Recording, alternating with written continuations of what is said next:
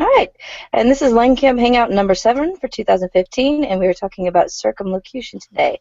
I'm Laura Sexton. I blog on PBL and the TL, and I teach Spanish, a little bit English, and I have a few LangCamp buddies with me today, and I would like for them to introduce.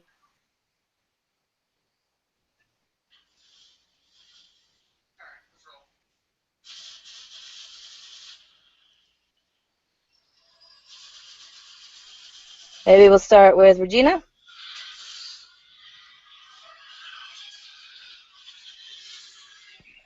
Sorry, it kind of cut out right there at the end, so I wasn't sure who you said. I'm Regina Westfall, and I teach Spanish at a small school, Arkansas. I do Spanish 1, 2, and 3. And native speakers are kind of just thrown in there depending on what credit they've had. So. Okay. And Ms. Rachel, could you introduce yourself, please? I'm Rachel Ash, and I teach Latin. I am fortunate to be with 4 Latin teachers, so I actually teach just Latin 2 next year. And it's in a pretty large school in Georgia. Okay. And Latin's going to be pretty interesting. We were talking about before the broadcast started because interpersonal is not always encouraged, and circumlocution is usually an interpersonal skill. So we're going to look for some twists on that. And finally, Jennifer, could you introduce yourself, please? Hi, I'm Jen, and I'm a high school Spanish teacher. I teach levels. I'm starting 2 and 3 this year. I just did 1 and 2 last year. Okay, so we have a little bit of variety with the Spanish levels and with the Latin. So we're talking circumlocution today, and let's start off with what the heck does circumlocution mean? So, have you guys used circumlocution in your classes? And if so, how do you explain it to your students?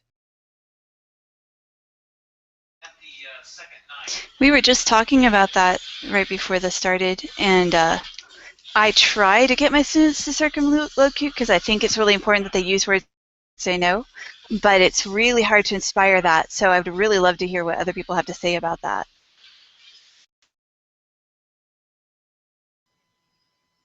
I teach my students what it is, and I basically, tell them the way around. I give them a funny example in English or something when I'll say, "Oh yeah, I'm really craving, that fruit. Can't remember what it's called, but it's like yellow on the inside, and there's like these green leaves that come up the top, and it's like kind of spiky, like a pineapple." I'm like, "Yep, that's circumlocution right there." But now we have to figure out how to do that in Spanish. And so I teach them like keywords and phrases. I just haven't been on top of them to actually use that in class when they need to. So I need to improve on that.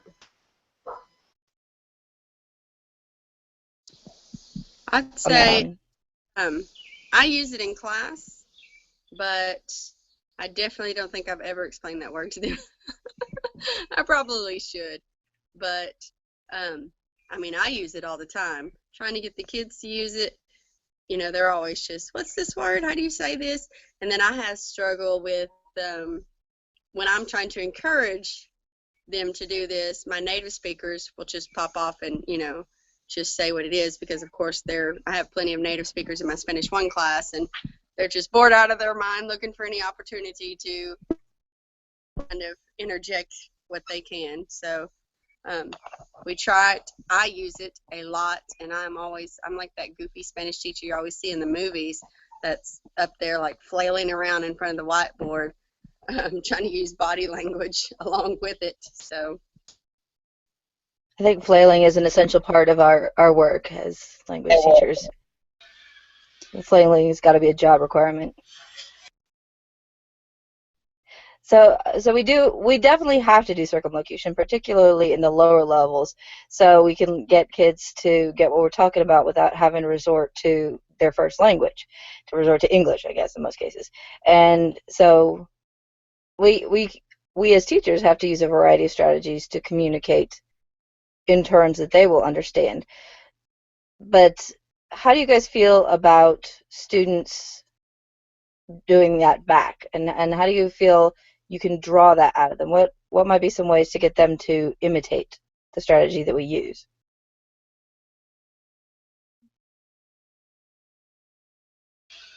I usually try to tell them to limit themselves just to the words they know, and I try to model it like, oh, you don't know the word for maybe go to sleep, but you do know the word to sleep, and you know the word to start, so maybe you could say to start sleeping, and sort of try to piece it together for them in English with the words they know to sort of teach them to kind of wrap their heads around that.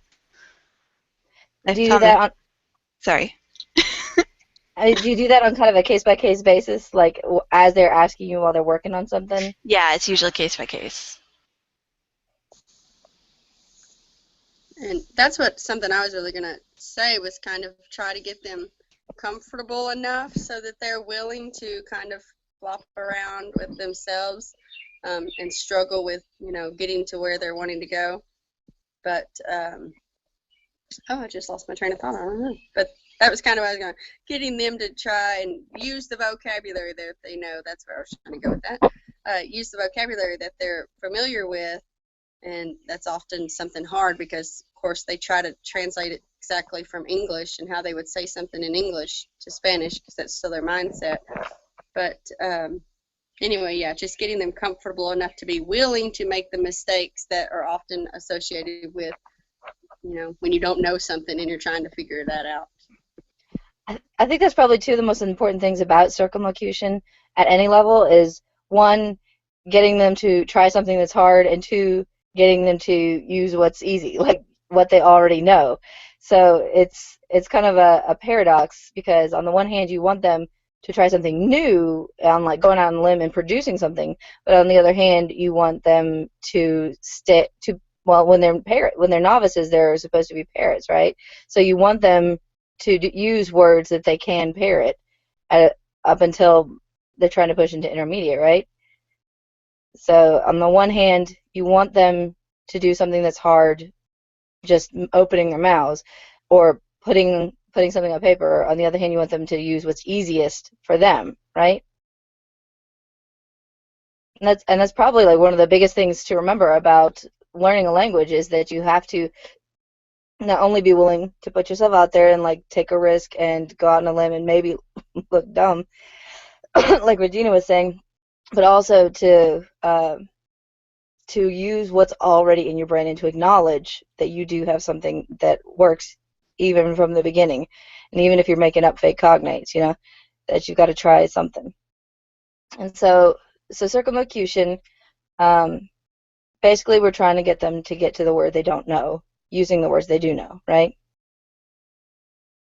Would you say that there's anything more to the circumlocution aside from words? Like how else could they get to the meaning of the word they're searching for without words that they're parroting, for example?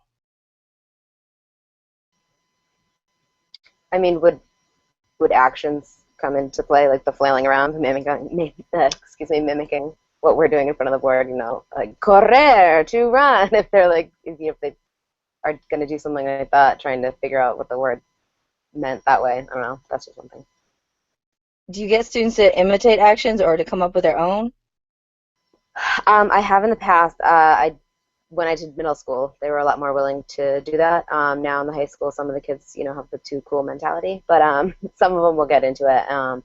I mean, I try to explain to them the reason for pairing actions with words. It's, you know, sending a physical message to your brain. You're more likely to remember it, but that kind of, they don't really buy. Some of them don't really buy into that. So a lot of them aren't willing to really stand up in front of the class and fake run or fake dance, but some of them will get into it.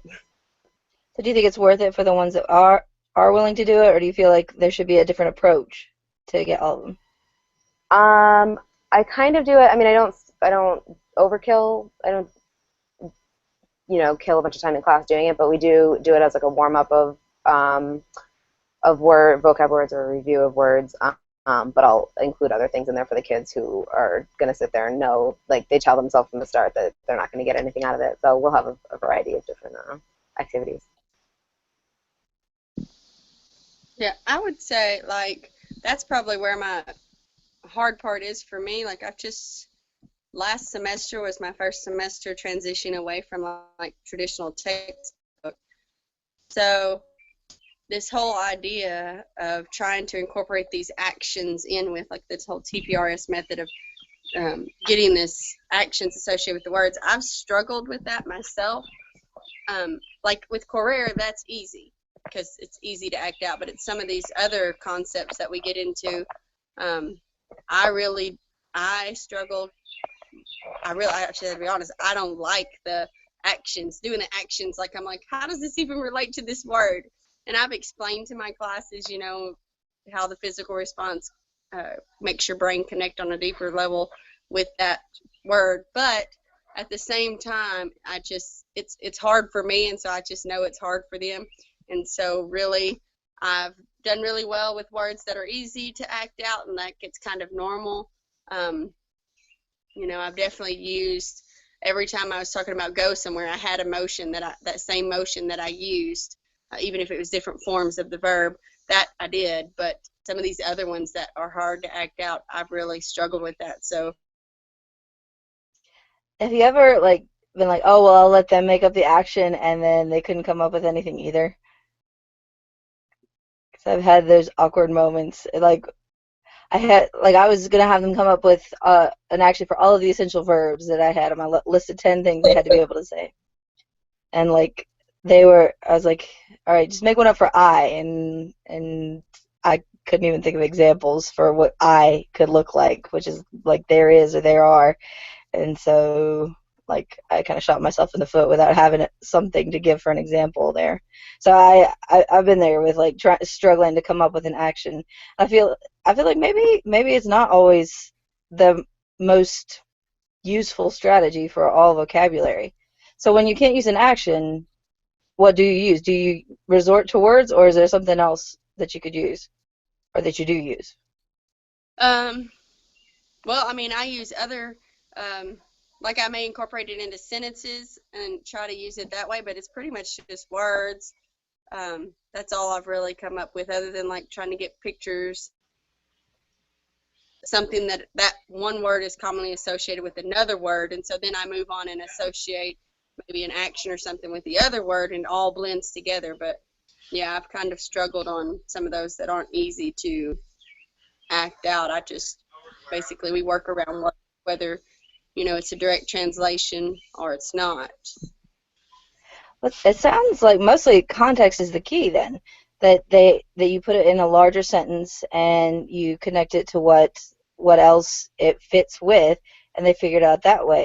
And when you think about it, that's largely how we do it. Like our parents when we were little didn't like act out every single word that we did. They're like, eat, you know, maybe, but like they didn't act out every single word, but they did, you know, say eat this and then added more things to it. So I think sentences, stories are an excellent way to do that, especially if you do combine them with pictures, because I always tell my students that there are three section strategies for vocabulary retention, that there's 3 of them they got to know.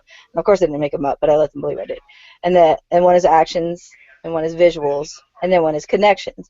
They have to connect it to something they already know so that they can use the prior knowledge to recall that vocabulary. So I think you guys hit on my strategies. What did you have something to say, Rachel?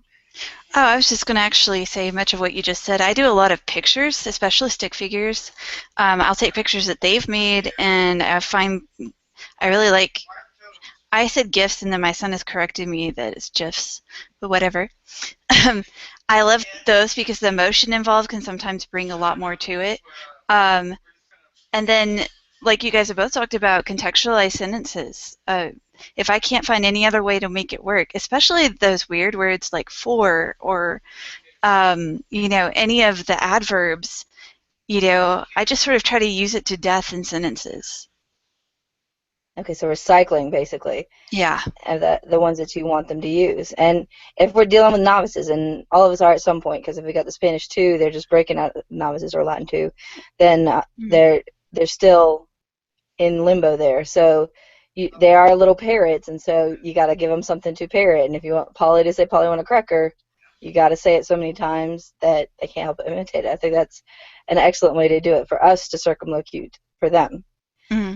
Now, what kind of activities could we set up that would make them circumlocute? Like what would make it, where would it be useful, and how can we make it so they feel they're capable of doing it?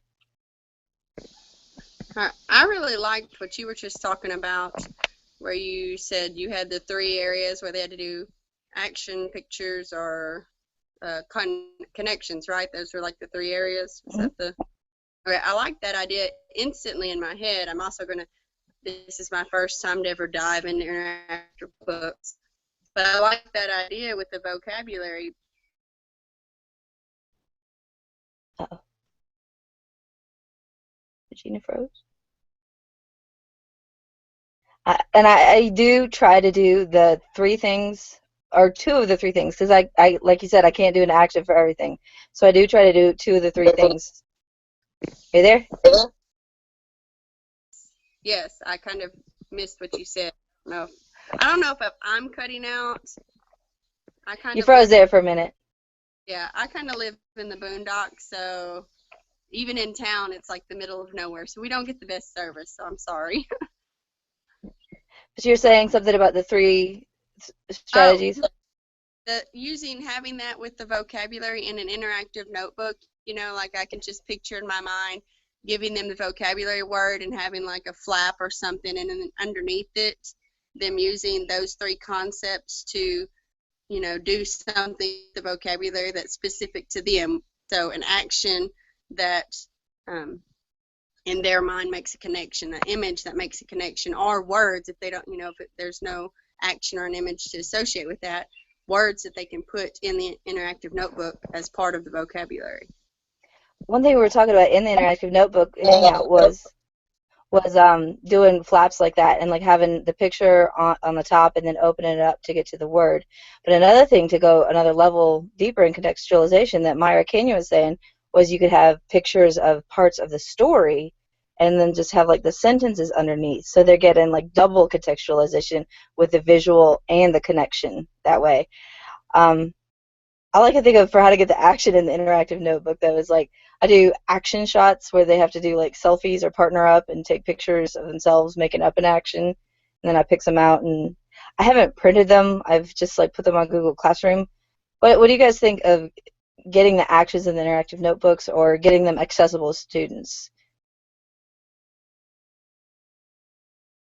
Do you think it's a resource that they need, or should we rely, like if we're purposefully trying to get them to approach it different ways? Well, to me, it really all kind of goes down to images. Like you can. Oh, the boondock strike again. Yeah, I was going to say that the action, if it's just a still photo, they could just draw that, as their image. There was one time I experimented with my middle schoolers, and we made a video clip of a whole bunch of verbs from whatever unit we were doing, and each they'll have to partner up and act out the verb, and so I looped them together into like one video and sent it out through Edmodo that I was using at the time, and some of the kids used it and they liked it, and some of the kids were basically like, yeah, I never looked at it. Would you, in the future, would you do something to encourage them to look at that, to like set it up in some sort of assignment? I think I would probably make it more of like an assignment where they had to get into partners or small groups and do the whole unit themselves, and maybe divide up the units into groups. And so it's kind of like a class share. I don't know, like them taking ownership of part of the part, like one part of the unit, if they're going to act out all these actions, and then they have to share it with all their partners. So it's like a more communicative kind of thing. Teaching each other. Yeah. One thing. Sorry. One of the things I've done that's kind of like that is, is to create learning stations so that like if we're focusing on like especially usually a usage-based type of thing, so maybe something I want them to parrot, but I want them to be able to make their own a little bit too, which kind of I think fits into what we're talking about with circumlocution as well. And so in each station they would have to deal with this topic in a different way, so they may have to make a song and they may have to write a haiku. I like haiku because they're kind of straightforward and simple.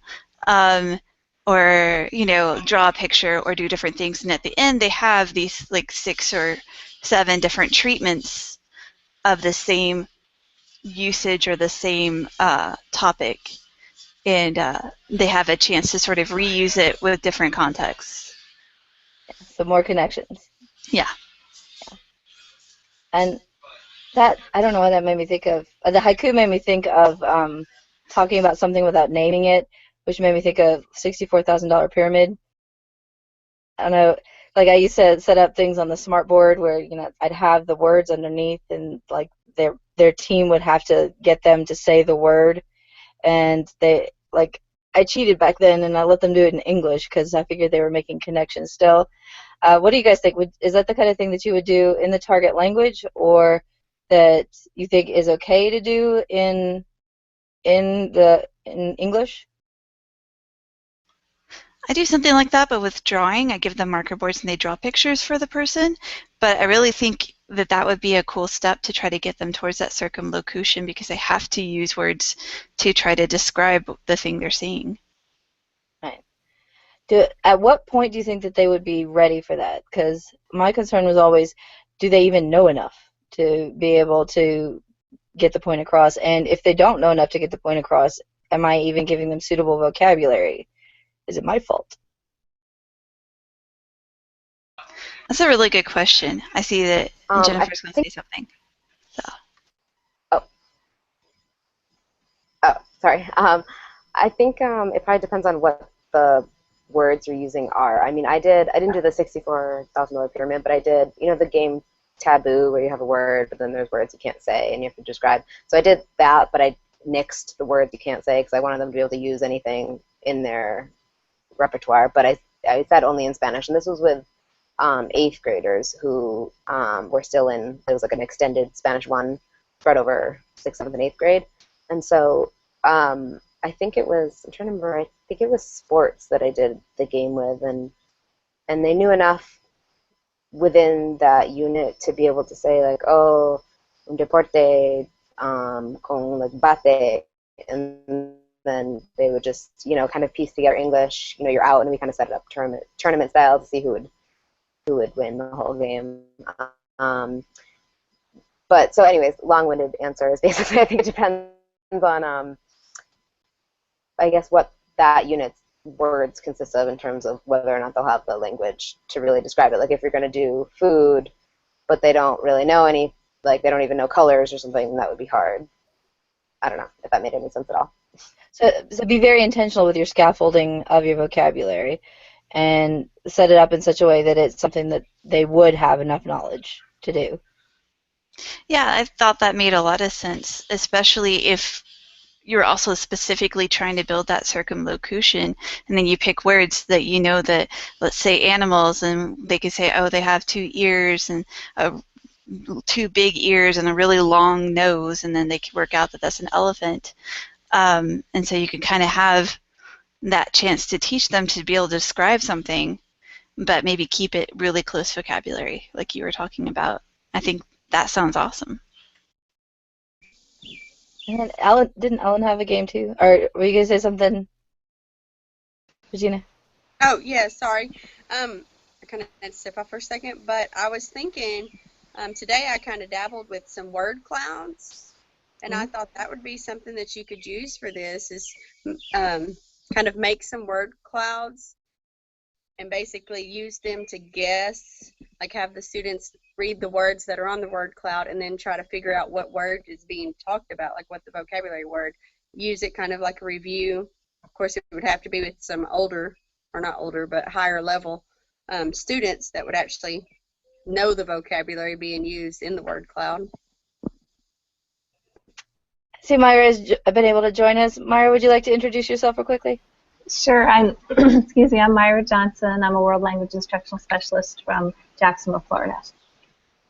That's it. But I had some thoughts on circumlocution, so I thought I'd join. I was a little late. Okay. We were just talking about some ways that you could get students circumlocuting. Do you have any ideas on that subject? Yes, I do. So first of all, though, I heard you talking about, before I got on, about when do you start and should you use English? You know, and my opinion is that with English they're not really circumlocuting. Of course, they're just translating. But I would say about midway through the year, I would start playing that pyramid game. I would start playing the pyramid game, but even little things like if the word apple is up there, they can say things like red, because they know colors, you know, fruit. They can say little words that they can relate to it, even if they're not exactly describing the fruit. So I would start playing with them. But I also did something else that I would start about halfway through Spanish 1 and a few weeks into Spanish 2. And it was a game to get them speaking all in Spanish. And we played it like most of the class period. Then I think just creating that survival, in order to speak, I have to speak in Spanish, survival atmosphere. They learned to circumlocute a lot because they had to survive. And I can tell you all more about that game in a minute if you want.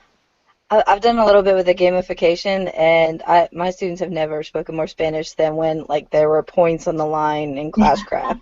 They could get a free 200 points free. They'd have to work for it if they did 90% target language during the class that day. And when they wanted help, they would ask me the questions, and they would figure out how to ask me the questions in Spanish. There were a couple that really struggled, and then they would just start little conversations with each other, to get me to hear them that they were speaking 90%.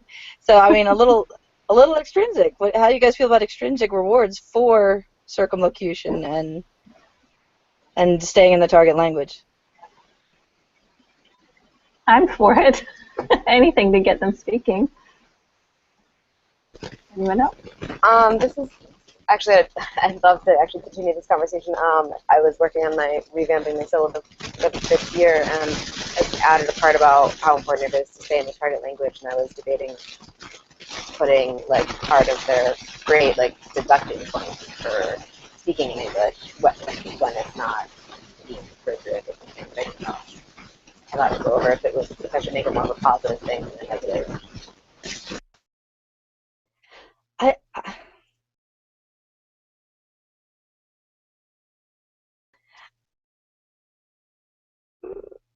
I had better luck offering them points for doing it than taking away points for doing that, because they would I would keep track on Class Dojo, and they'd be like, oh man, I'm so in the hole, I don't even care anymore.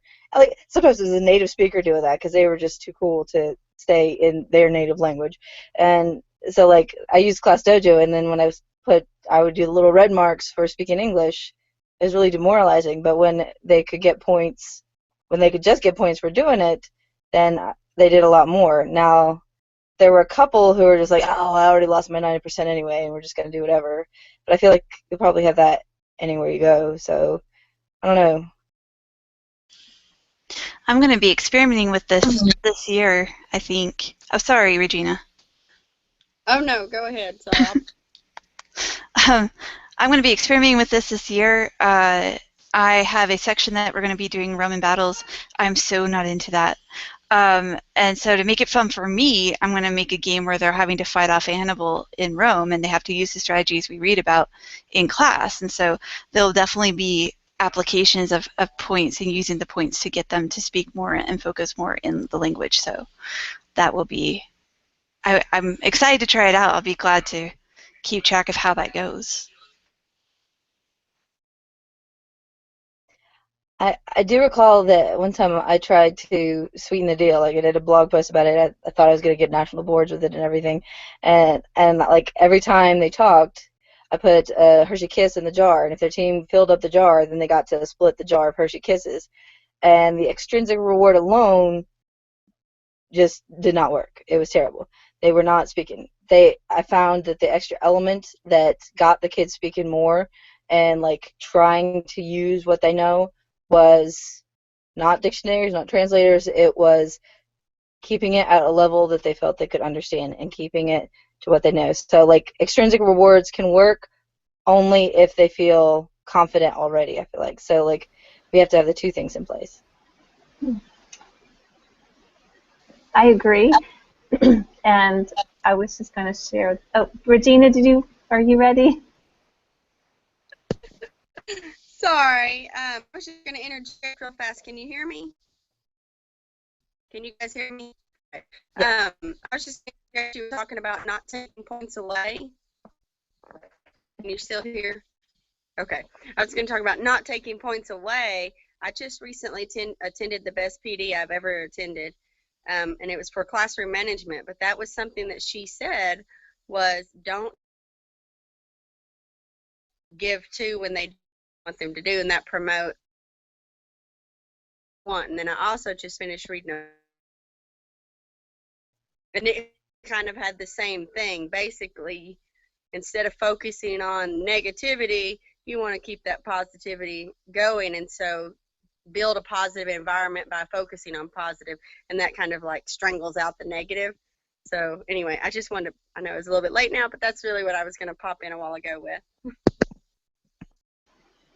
That's good. I agree.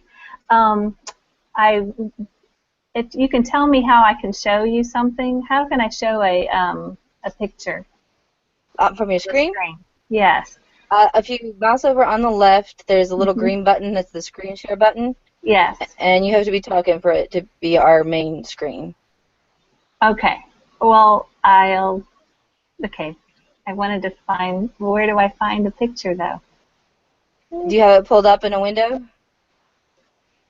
The picture? Yeah. What I want? Yes, I do. Somewhere down there. I did.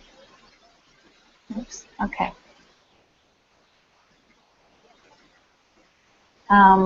Okay. I have it pulled up. You click the little green screen share button. If you mouse over on the left. Okay. All right. How do I get it to share the picture?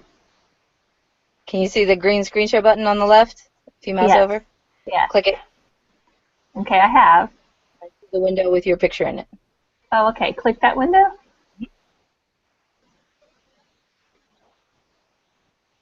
And now, can you see that picture? I think you shared the LangCamp Hangout window. Oh, that's not what I see. Okay. Am I back? Oops. Okay, wait. Let me stop. Did I stop it? Or is it still going? We see you. It's me again? Yeah. Okay, well, I'll try that again in a little bit. So I'll try to explain this. I played a game with my kids. I do believe in being positive. And so what I had was a poster. It was green, and I made it like a soccer field. Okay, which I'll show you in a minute. And I had little soccer balls, 6 of them, one for each of my classes. And at some point near the beginning of class, I would say, "Que horas? What time is it?" And I would call on someone at random. They'd have to tell me what time it was. And that was another thing. I never like explicitly taught this is how you tell time. I just like showed by example at the beginning of the year, and then from then on, they just looked at my little template example, and that's how they learned to tell time. Anyway, so I'd ask someone what time it was, and as soon as I said that, there was no English. You weren't allowed to speak English anymore. You spoke Spanish. And so I would write the time on the board when they told me. And as we went through class, I never reprimanded anyone for speaking English, but anytime someone did, I would just go over to the board and write -1 under the time. And so they would watch me do that, and they figured out, how this was working. But they could redeem themselves and earn a point back if they could figure out what they said in English, figure it out in Spanish, and then repeat it back to me 3 times. Then I would erase the point. So, and then there were I gave them this sheet of paper that I'd gotten, I think it was from Teachers Pay Teachers, and it had just like 3 pages worth of great little phrases that they could use all the time in class, and that helped them a lot. Giving them the tools they needed to be able to speak in the target language helped a whole lot.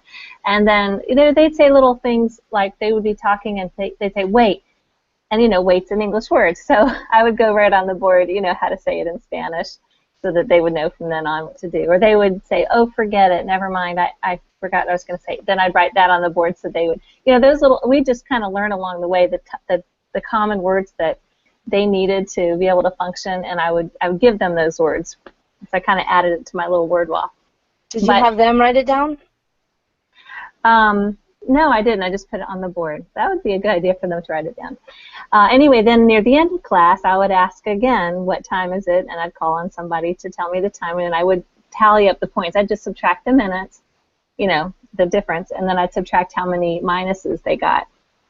And however many minutes total they got, that's how far I'd move their little soccer ball across the field. And every time the class got to 100, they made a goal, and the whole class would get 1 point extra credit. Now, that was out of, you know, 500 points for the quarter. They'd get 1 point extra credit. It's not very much at all, but they had so much fun with it, and I kept telling them, you know, because it really wasn't much, you know, I don't know that that was enough to encourage them to do it, but it was just the idea of, isn't this cool? You can speak in the target language, you know, isn't this cool? Look what you're learning to do. It was just, we were just so encouraging and motivating. I think that was what also kept them, you know, wanting to do it. And so a few kids I remember at the beginning of the year saying, now I can't speak anymore. I'm like, yes, you can. You know, and especially when they had that piece of paper to help them, you know, and I tried to keep everything comprehensible that I was saying. That helped them a lot. And one kid said, I'll never be able to speak again. I said, oh, you'll be misbehaving by the end of the year in Spanish, don't worry. And he was. So he had learned enough to be able to, you know. Yeah, my kids would brag about complaining in Spanish. It's like, yes, great, good job. I did want to point out that Andrea had a question, or she had a suggestion in the Q&A. She said she's had great luck building circumlocution skills by picking the brain of the theater teacher. Theater games are great for language. She wanted to know, what are your favorite ways to use intonation or body language to improve message transmission? And I've had some fun with this in the past, just when we were learning greetings kind of stuff, like they had the same script, like they had to use one of the hola, buenos dias, something like that. They had to use como estás, but then like I'd give them roles, it'd be like a jealous boyfriend and a guy friend and a girl, and then or like a nervous kid meeting their girlfriend's parents for the first time, or a troublemaker student and a harsh teacher or something like that, and they would have to use, they'd be like hola or something like that. They'd be like como estás, como te llamas, you know, like just using different attitudes when they were doing it, and they had fun with that sometimes. It was kind of like an improv thing, but with the same script. Have you guys tried anything like that? My friend Keith Toda, and he got this, he said, from the NTPRS conference that he went to last year. He does something he calls same conversation, and it's a whole dialogue, but you know, most of the dialogues you end up having are kind of, hi, how are you? I am fine, how are you? And it's not that exciting. And so to spice it up, you do the regular dialogue. You get students who don't mind showing off, and you do the regular dialogue, but then you as a director going, oh, no, no, no, that was not quite right. Try it angry, you know, then try it sad, or try it romantically. He likes to make them do things like Star Wars or different things like that too. So just sort of change it up, and they don't feel like they're hearing the same thing over and over again, but they are. Yeah. So they're getting the recycling. I like that even better, because the characters were tricky to come up with, but saying now do it like Star Wars would be easier, or just saying romantico would not be a problem. It looks like Myra was having she had her little football field up for a minute there. Maybe if she unmutes, it'll show back up. Can you see it now? Now it's black again. I wonder why. Okay. There. Still black? There it is. Oh, okay, good.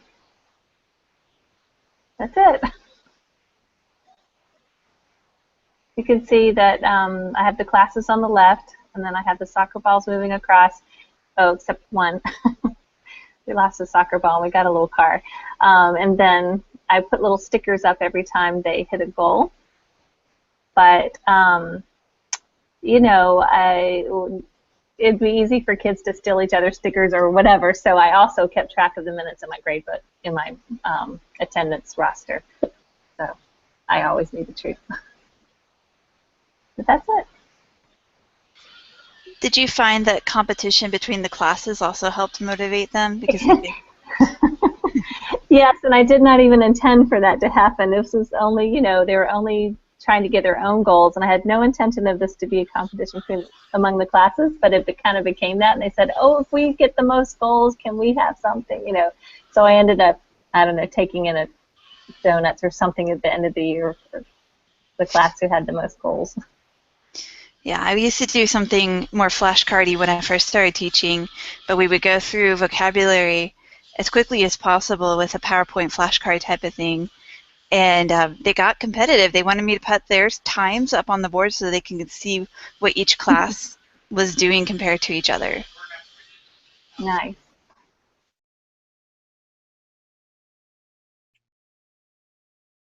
Okay. Do you guys have any other situations or contexts where circumlocution would be a natural or necessary part of the class? Some sort of lesson where circumlocution would fit and would enhance what you're working on.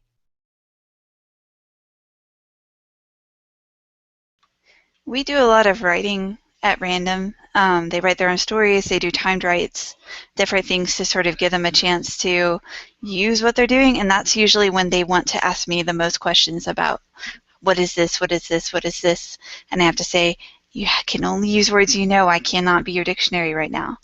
And I think that's probably when I really want them to learn to apply it, even though it's not spoken at that point, but just having that chance to go, okay, I don't know how to say this literally, how else can I back up and think about it? So would you say there's a time and a place for playing dictionary for the kids or for even using a dictionary? And if so, what is the time and the place? I think for me, when they're very new to it, I prefer them not to. Once in a while, I'll let them because they just are dying to create whatever thing is in their head. So that's maybe a twice a year thing that I'm like, okay, fine, create whatever you want.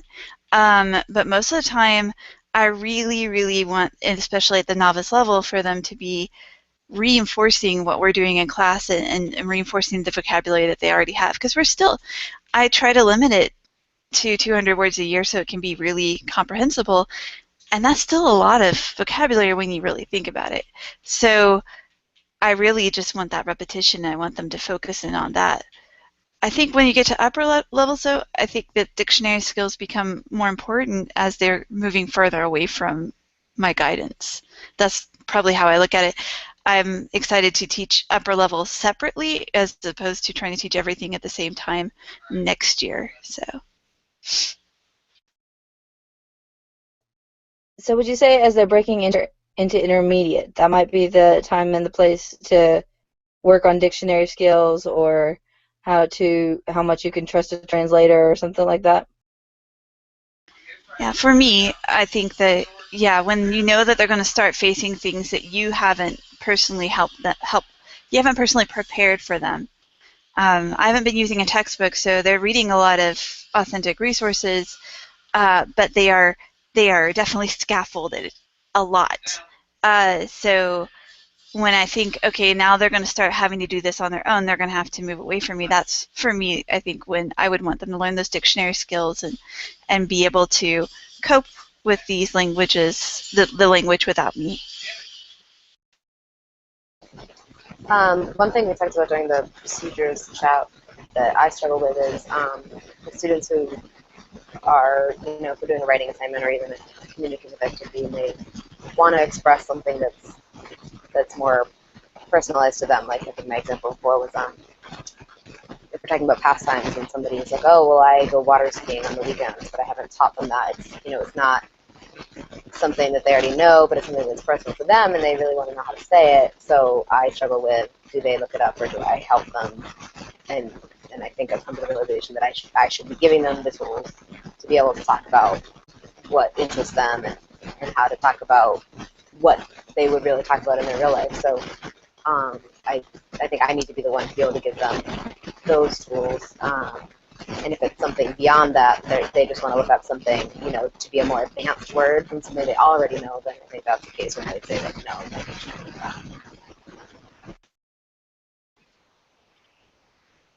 I think that, are you finished? Okay. I think that having good dictionary skills is a great thing to have even from the beginning. But I kind of agree with, was it Rachel who said that I would tell my students, this is, this writing assignment is an assessment on, can you use what you've learned?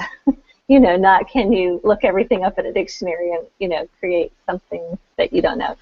Because I agree too, I wanted them to reinforce the vocabulary we were studying. But then I had another idea with the upper levels, like level 4 and above.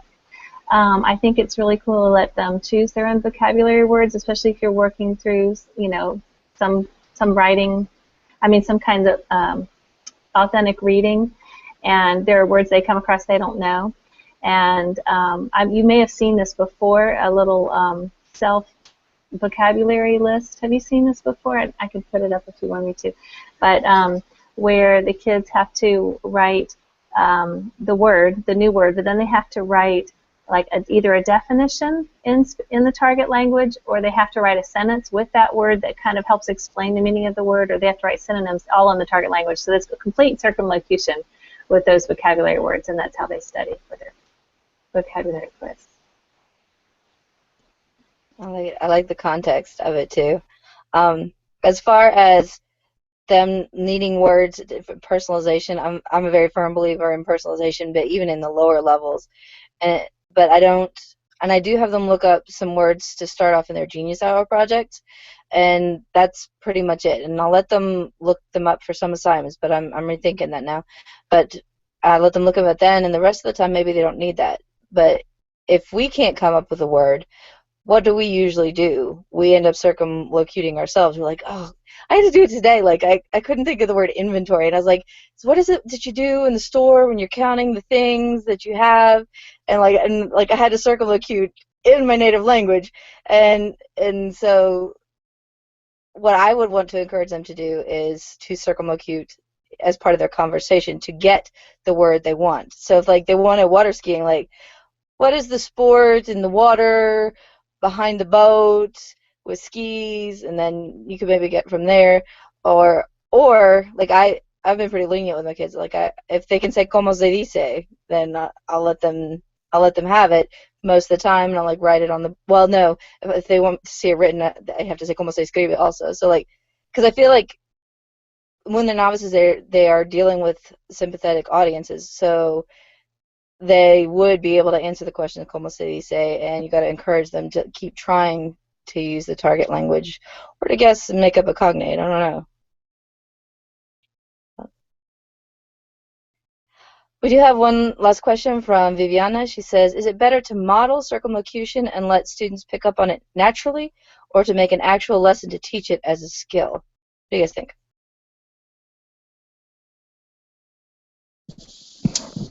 I would say that's something, I've talked about where I've kind of struggled, or I've never explained it to my students. I actually think I should take the time and explain it and let them know that, hey, this is a thing, because, we talk about in their native language, you don't even realize you're doing it when you're doing it. And so I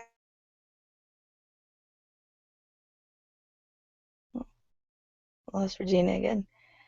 So something that is a natural part of learning, then it might encourage them more to try on them. So I think what we're getting is that we should point out what the strategy is, that we should model it, and that we should both use it for them to pick up on it, but then draw attention to what it is that we're doing, put a name to it and say and show how we're doing it.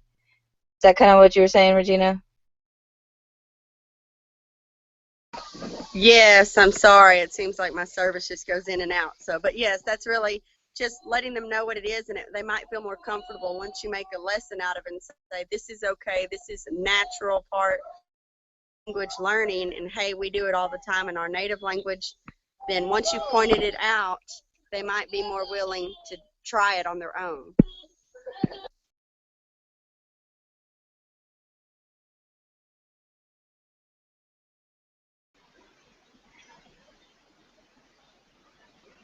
Okay.